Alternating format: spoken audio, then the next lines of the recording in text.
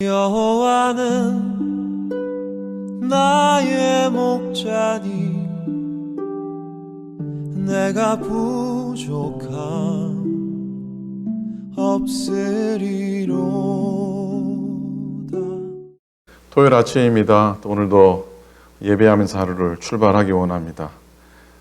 시간이 빨리 흘러가지만 흐르는 시간 가운데 주님 은혜 의지하고 또 오늘도 예배하면서 하루 소망 가운데 건강하게 또 지나실 수 있기를 바랍니다. 다 같이 사도신경 하시면서 우리의 믿음을 고백하시면서 예배 시작하겠습니다. 전능하사 천지를 만드신 하나님 아버지를 내가 믿사오며 그 외아들 우리 주 예수 그리스도를 믿사오니 이는 성령을 잉태하사 동정녀 마리아에게 나시고 본디오 빌라도에게 고난을 받으사 십자가에 못 박혀 죽으시고 장사한 지 사흘 만에 죽은 자 가운데서 다시 살아나시며 하늘에 오르사 전능하신 하나님 우편에 앉아 계시다가 죄로서 산자와 죽은 자를 심판하러 오시리라.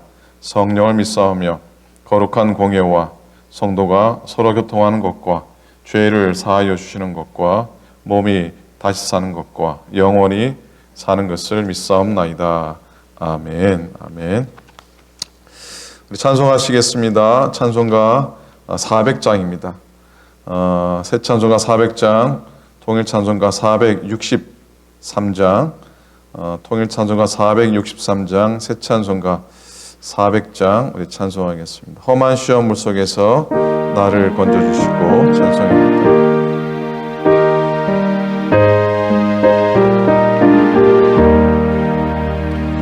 험한 시험 물속에서 나를 건져주시고 노한 풍랑 지나도록 나를 숨겨주소서. 주여 나를 돌보시사 고이 품어주시고 험한 풍파 지나도록 나를 숨겨주소서. 권세 능력 무한하사 모든 시험 이기고 풍랑까지 다스리는 주님 앞에 비오니 아멘. 주여 나를 돌보시사 고이 품어주시고 험한 풍파 지나도록 나를 숨겨주소서. 죄악 길에 빠진 이모 캄캄한 데 헤매며 부르짖는 나의 애원 들으소서 내 주여.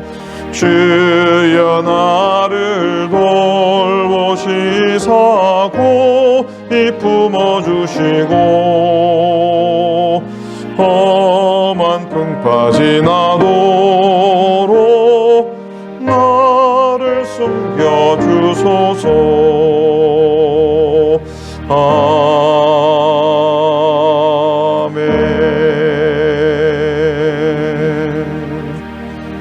아멘. 하나님 말씀 우리 보시겠습니다. 욥기 38장입니다. 구약성경 799페이지 구약성경 799페이지 욥기 38장입니다. 1절부터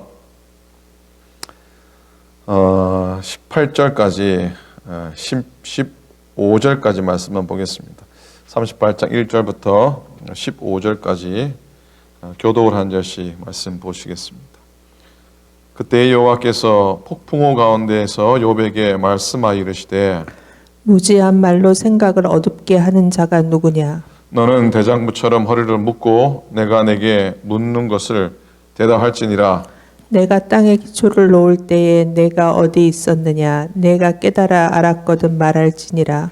누가 그것의 도량법을 정하였는지 누가 그 줄을 그것의 위에 띄웠는지 네가 아느냐?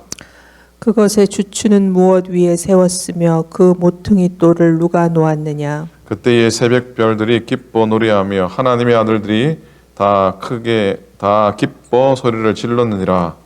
바다가 그 모태에서 터져 나올 때에 문으로 그것을 가둔 자가 누구냐? 그때 내가 구름으로 그 옷을 만들고 흑암으로 그 강보를 만들고 한계를 정하여 문빗장을 지르고 이르기를 네가 여기까지 오고 더 넘어가지 못하리니 네 높은 파도가 여기서 그칠지니라 하였노라.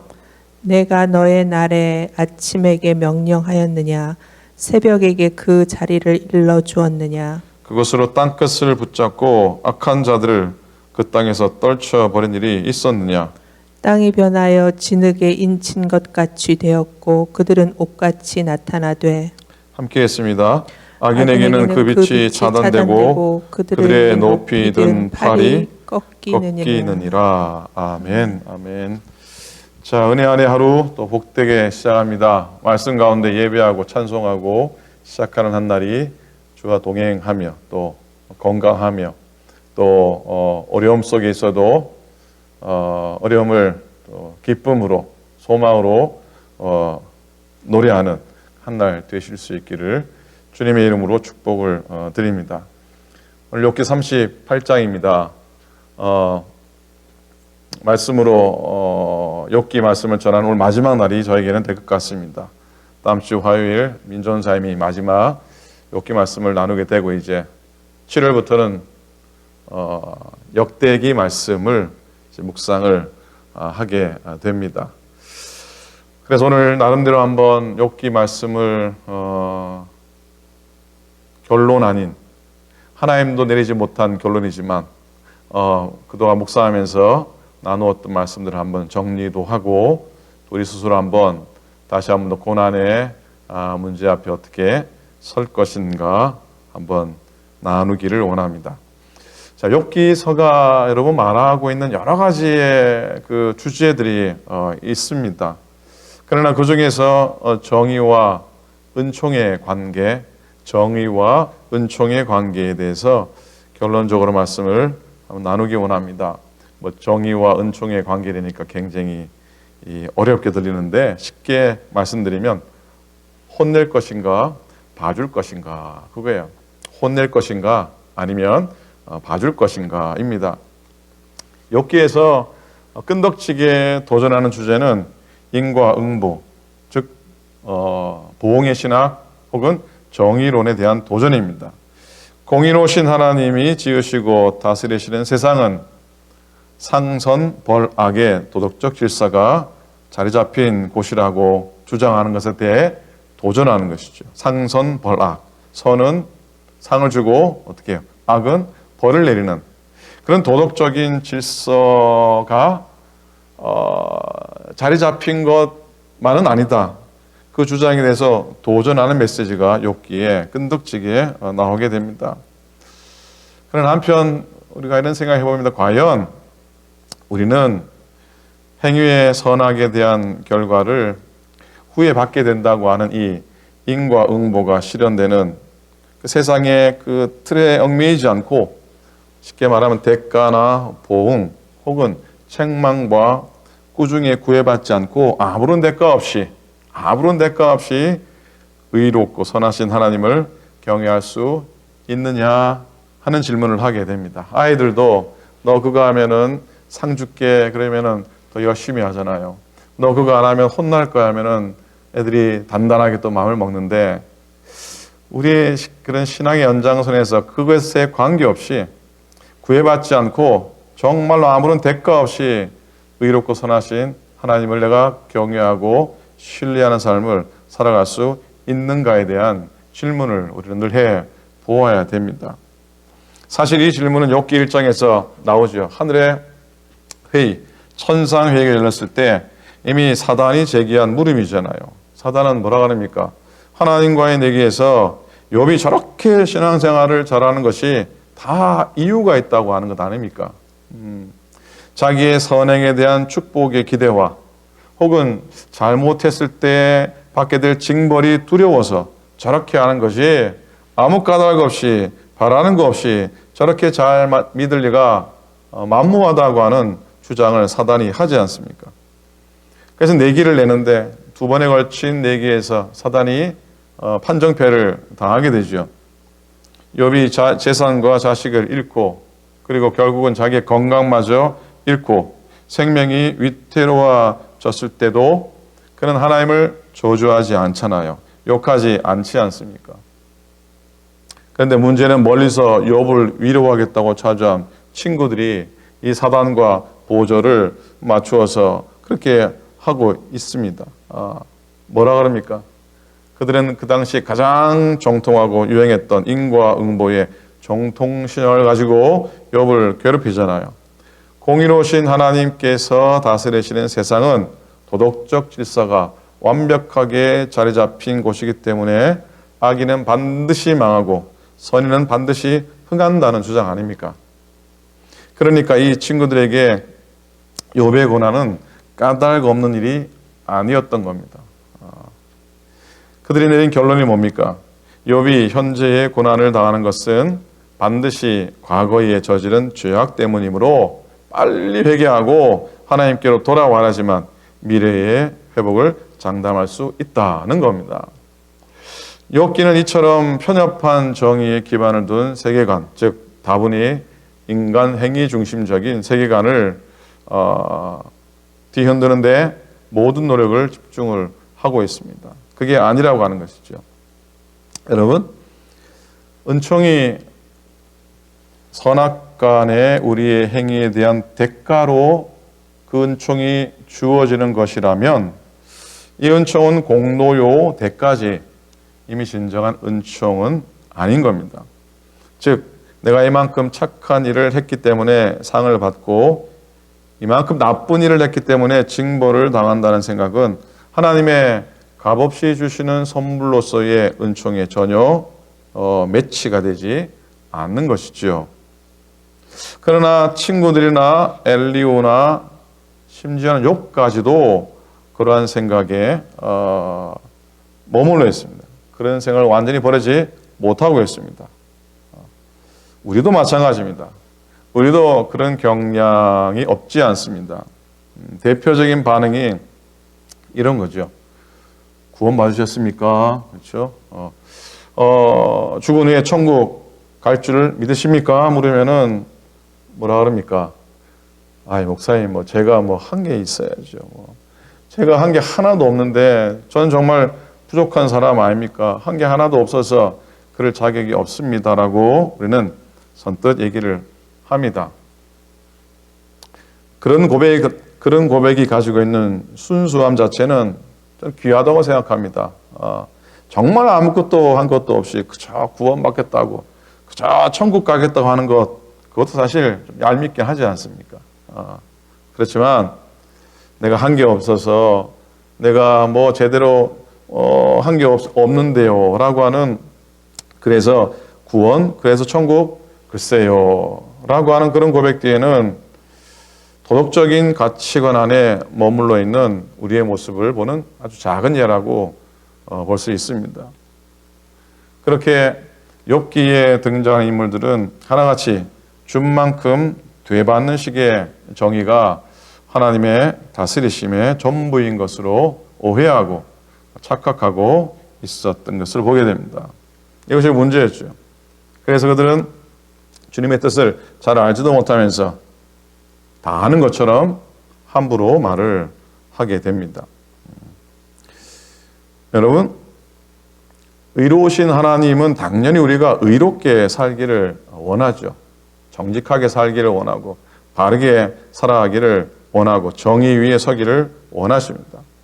그러나 하나님은 우리들이 오직 아무 바라는 것이나 이유나 조건 없이 베푸시는 하나님의 은총과 사랑 안에 있기를 또한 간절히 원하십니다. 그럴 때 우리의 정의는 어떤 보상에 대한 기대도 좀 내려놓고 내가 또 징벌에 대한 두려움도 없이 정말 즐거운 마음으로 자유로운 마음으로 성숙한 차원에서 믿음의 삶을 살아갈 갈 수 있을 줄로 믿습니다. 재미난 건 이 세 친구들의 생각, 이 응인과 응보이에 사로잡혀서 줄기차게 고집스럽게 얘기했던 이 세 친구들의 생각은 나중에 가면요, 신약에 어떤 사람들과 만나게 되냐면, 어떤 사람들과 만나겠습니까? 신약에 바리새인들과 만납니다. 서기관들과 같이 율법주의자들의 경직된 위선주의와 만나게 됩니다. 하지만 욥은 궁극적으로 누구와 만납니까? 예수 그리스도와 만나게 됩니다. 율법주의자들은 죄인들을 볼 때마다 그렇죠, 죄를 지었기 때문에 거기에 상응하는 벌을 받아야 한다는 인과응보의 시각을 가졌던 것이죠. 그래서 그들은 자기들의 율법 기준에 미치지 못하는 모든 사람들은 다 정죄해버리고 심판해버리지 않습니까? 반면에 예수님은 욥과 마찬가지로 의로우시면서도 불의의 고난을 당하시죠. 그리고 하나님의 사랑이 하나님의 정의보다 훨씬 더 크다는 사실을 깨닫게 하시죠. 그럼에도 불구하고 나의 하나님 어찌하여 나를 버리시나이까 탄식하는데, 욥의 탄식을 듣는 것 같지 않습니까? 하나님의 불의의 고통 가운데서 자기가 당한 고통 가운데서 의로우신 하나님의 다스리심에 대해서 때로는 항의하는 그런 모습을 보니까 또 비슷한 것도 봅니다. 그러나 예수님은 그런 어떤 인과응보의 얽매인 시각에서 벗어나시죠. 겟세마네 동산의 기도가 어떻게 되죠? 나의 원대로 마옵시고 아버지 뜻대로 하옵소서. 주님이 당신이 당하실 고통이 하늘의 뜻임을 고백을 하게 됩니다. 그리고 끝내는 도저히 용서받을 수 없는 자들 향해서 예수님이 뭐라 하십니까? 저들의 죄를 사하여 주옵소서라고 말하는데, 하나님의 사랑의 끝판왕 같아요.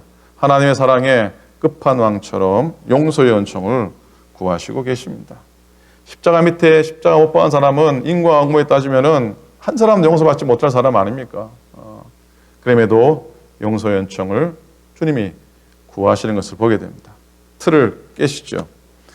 여러분, 욥도 예수님도 결국은 헤아릴 수 없는 하나님의 자유와 은총의 그 신비 안에서, 다스리심 안에서 자기들이 당하고 있는 고난이 하나님의 원대한 구원의 계획 가운데 속해 있음을, 하나님의 구원의 계획의 일부임을 깨닫게 되는 그런 공통점도 우리가 보게 됩니다. 하여튼 여러분, 이 욥기서의 말씀을 돌아보면서 욥기서에 나오는 많은 그 유명한 그 믿음의 고백들이 있는데, 어떤 고백이 최고의 고백이라고 생각하십니까? 저 개인적으로는 42장, 제일 마지막 장 42장 5절이 아닐까 생각해요. 42장 5절에 보면 내가 주께 대하여 귀로 듣기만 하였사오나 이제는 눈으로 주를 배움나이다 라고 하는 욥의 고백입니다. 귀로만 듣던 하나님을 이제 눈으로 직접 보게 되었다는 고백입니다. 귀로만 듣던 하나님은 사실 친구들이 와서 일러주었던 말, 혹시 들려진 소문을 통해 간접적으로 알게 된 하나님입니다. 그런데 그 들은 하나님은 욥에게 별로 도움이 되지 않았어요. 어떤 위로도 되지 않았고 해결책도 되지 못했습니다. 오히려 답답했고 오히려 혼란만 가중시켰습니다. 그런데 이제 하나님의 말씀을 통해 세상과 인생들을 주관하시는 하나님의 지혜와 또 권능을 직접 체험하고 얼굴과 얼굴을 맞대어 보듯이 직접 하나님을 보게 됨으로 눈이 열리게 되는 것이죠. 시야가 열리는 그런 체험을 마지막에 고백하게 됩니다. 사랑하는 여러분, 우리들의 인생사와 세상사, 고난과 회복의 축복, 즉 모든 인생의 결국은 하나님의 의, 즉 공평과 그리고 하나님의 인애, 즉 사랑 안에서 이끄시는 하나님의 섭리 가운데 있다고 우리는 볼 수가 있습니다. 우리는 그렇게 믿고 살아가죠. 그 주시는 분도 하나님, 가지고 가시는 분도 하나님, 그 하나님의 손에 맡기고 살 수 있기를 기원합니다. 감사하고 사십시다. 불평하게 되더라도 불신하지는 않기 원합니다. 회복의 주님을 기대하면서 살아가기를 간절히 소원합니다. 1장 20절 욥의 유명한 고백을 읽지 않을 수가 없네요. 욥이 일어나 겉옷을 찢고 머리털을 밀고 땅에 엎드려 예배하며 이르되 내가 모태에서 알몸으로 나왔사온즉 또한 알몸이 그리로 돌아갈지라 주시니도 여호와시요 거두시니도 여호와시오니 여호와 이름이 찬송을 받으실지니라 하고 이 모든 일에 욥이 범죄하지 아니하고 하나님을 향하여 원망하지 아니하니라 그랬어요. 의연하게 고난을 당하고 있습니다. 그러나 원망하지 않습니다. 입술로 범죄하지 않았습니다. 그러나 욥의 마음속에는 늘 떨쳐버릴 수 없는 고민이 하나 있었는데 그게 무슨 고민입니까? 왜 이런 고난이 자기에게 임했냐 하는 것이죠. 하나님 경외하고 선하게 살아온 자기에게 왜 이런 고난이, 하나님은 왜 이런 고난이 자기에게 임하도록 내버려 두셨느냐 하는 것이었어요. 그동안 욥의 세 친구도 얼마나 많은 질문 하나님께 드렸습니까? 드디어 오늘 본문에 보면 하나님께서 긴 침묵을 깨뜨리십니다. 1장부터 37장은 욥과 친구들의 말로서 채워져 있다면 이제 38장에서 하나님께서 침묵을 깨뜨리시고 입을 여십니다. 1절입니다. 여호와께서 폭풍우 가운데서 욥에게 말씀하여 이르시되 그랬어요. 어디 가운데서 말씀하셨다고요? 어디 가운데서? 폭풍우 가운데서 말씀하셨다는 것이죠. 왜 하나님이 폭풍우 가운데서 말씀하셨을까요? 왜? 여러분 오늘 다 읽지 못했지만 38장하고 39장을 읽어보시면요. 하나님이 욥에게 폭풍 질문을 하고 있습니다. 질문이 수도 없이 나옵니다. 그래서 아마도 하나님이 폭풍 질문을 하시려고 폭풍우 가운데서 말씀하신 건 아닌가라는 생각을 해보게 되지만 여러분 이 예수님 하나님께서 권위를 가지고 욥에게 말씀하시기 원했던 것이죠. 더 이상 지루한 논쟁이나 말싸움을 그치고 이제 하나님의 권위 있는 말씀 앞에 저들이 잠잠히 서라고 하는 것이죠. 그래서 폭풍우 가운데 말씀하시고 계신 줄 믿습니다. 뭐라고 말씀하십니까? 2절 하나님께서 제일 먼저 하신 말씀이 무지한 말로 생각을 어둡게 하는 자가 누구냐? 무지한 말로 생각을 어둡게 하는 자가 누구냐? 무슨 의미입니까? 그동안 욥과 친구들이 뱉어낸 수많은 말들이 결국은 자기들의 지식과 판단력에 머물러 있었던 무지한 말이었음을 하나님이 가르칩니다. 우리들도 하나님 믿으면서 신앙적으로 영적으로 무지한 말을 쏟아놓게 되기도 하죠. 믿음이 있다고 다는 아닙니다. 나를 향한 하나님의 뜻을 깨달아야 할 줄로 믿습니다. 여러 가지 일을 겪으면서 믿음을 지킬 뿐만 아니라 그 안에 담겨진 하나님의 뜻을 알고자 해야 합니다. 두 번째로 3절에 보면 대장부처럼 허리를 묶으라 그러시죠. 영적인 전투에 임할 때 전사처럼 강건하라. 마음을 담대하게 가지라. 피하지 말고 당당하게 맞서라 합니다. 그리고 3절 뒷부분에서 내가 너에게 묻는 것을 대답할지니라 그러십니다. 이제 하나님이 내가 이제 너한테 물을 테니까 네가 한번 답변해봐라. 그러시면 정말로 폭풍 같은 질문을 쏟아내십니다. 38장과 39장을 그런 질문들로 채우십니다. 그런 쏟아지는 질문 앞에 욥은 사실 아무 말도 하지 못하게 됩니다. 아무 말도 할 수 없게 됩니다. 40장 4절에 그 폭풍 같은 질문이 지난 다음에 욥이 하나님께 드린 고백이 나옵니다. 40장 4절에 보시면 보소서 나는 비쳐나오니 무엇이라 주께 대답하리까 손으로 내 입을 가릴 뿐이로소이다. 오늘 욥기 마지막 저희 말씀의 제목입니다. 보소서 나는 비쳐나오니 무엇이라 주께 대답하리까 손으로 내 입을 가릴 뿐이로소이다. 이게 욥의 대답이에요. 하나님이 물어보시거나 하나님이 말씀하시면은 그동안 했던 수많은 말들을 욥이 쏟아내 놓을 것처럼 그랬는데 정작 하나님이 내놓으신, 하나님 물으시는 물음 앞에 욥은 입을 가리게 됩니다. 자신을 깨닫게 되는 것이죠. 회개할 수밖에 없게 된 것이죠. 여러분, 참된 신앙은 내가 묻는 것보다 나를 향한 하나님의 질문을 듣고 그 질문에 답하는 데서 이루어집니다. 욥이 하나님의 질문 앞에서 자신을 깨달은 것처럼 하나님의 질문에 답하는 사람들은 자기를 제대로 깨닫게 됩니다. 이 4절의 말씀을 공동 번역 말씀을 한번 다시 읽어드리겠습니다. 제 입이 너무 가벼웠습니다. 무슨 할 말이 더 있겠사옵니까? 손으로 입을 막을 도리밖에 없사옵니다. 라고 이렇게 고백을 합니다.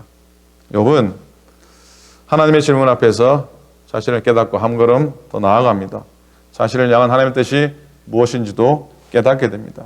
하나님께서 자기에게 큰 고난을 주신 것이 하나님의 더 깊고 높고 넓고 큰 세계로 자기를 불러내시기 위한 것임을 깨닫게 됩니다. 사랑하는 여러분, 오늘도 하나님은 우리에게 말씀하시는 분이십니다. 그런데 그 말씀 듣기가 쉽지 않습니다. 하나님께 집중하기 원하고 침묵하며 하나님을 바라보기 원합니다. 때로는 간절한 소원을 품고 하나님을 향하기 원합니다. 때로는 말씀을 묵상하고 찬송하면서 주님을 바라보기 원합니다. 때로는 힘들고 어렵고 고통스러워도 그 고통을 뚫고 하나님을 향하기를 원합니다. 그리고 오래 기다리시기 바랍니다. 하나님의 음성을 듣게 될 줄로 믿습니다. 제가 언젠가도 주일 예배 때 설교 후에 찬양을 드린 것 같은데 찬양한 사람이라고 찬양 활동했을 때 그 한 자매가 지금 선교사님으로 일본에 있는데 불렀던 찬송의 제목이죠. 제목 읽고 오늘 말씀을 마무리하겠습니다. 세상 눈을 감고 주님만 보아요. 세상 귀를 막고 주 음성 들어요. 내 마음속에 주님만 가득히, 내 모든 생각에 주님만 가득히, 오로지 주님만, 오로지 주님만, 오로지 주님만, 내 모든 것이 주님만 향하여 그랬습니다. 오늘도 나의 입을 막고 믿음의 눈을 떠서 주님만 향하는 복된 하루하루 되시고 또 내일 주의 날을 맞으면서 귀한 예배 가운데 주님의 임재하심을, 주님의 들려주시는 음성을 듣는 복된 여러분들 다 되시기를 우리 주님의 이름으로 간절히 축원을 드립니다. 아멘. 기도하시겠습니다. 주님의 은혜를 감사합니다. 오늘도 간절한 소원을 품고 주님을 바라보게 하소서. 세상이 요동치고 세상이 난리를 쳐도 하나님 오늘도 주님만 바라보는 우리의 심령이 되게 하시고 우리의 눈이 되게 하소서. 하나님, 그저 손으로 내 입을 가리며 하나님께서 내게 하시는 말씀 앞에 회개함으로 겸손함으로 엎드리는 저희가 되게 하여 주시옵소서.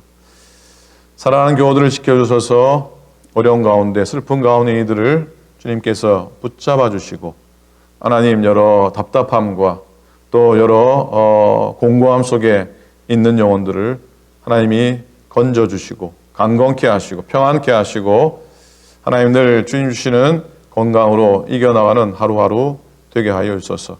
오클랜드 교회와 속한 가정들, 일터들, 생업들, 자녀들, 자손들 다 지켜주시고 이 땅에 있는 모든 주의 백성들 질병과 아픔 속에 있는 그들까지 주님 찾으셔서 하나님의 회복으로 이 땅을 덮어 주시옵기를 간절히 빌고 원합니다. 주님의 은혜가 있어서 오늘도 기쁨이 있게 하시고 내일도 복되게 예배하는 주의 거룩한 날 되게 역사하시고 인도하여 주시옵소서. 주님, 우리와 함께 하소서. 우리를 지켜 주시옵소서. 감사드립니다. 우리 주님 예수 그리스도 이름으로 축복하며 간절히 기도드립니다. 아멘.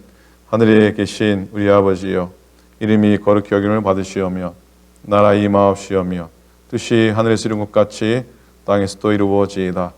오늘날 우리에게 일용할 양식을 주옵시고 우리가 우리에게 죄 지은 자를 사하여 준 것 같이 우리 죄를 사하여 주옵시고 우리를 시험에 들게 하지 마옵시고 다만 악에서 구하옵소서. 나라와 권세와 영광이 아버지께 영원히 있사옵나이다. 아멘.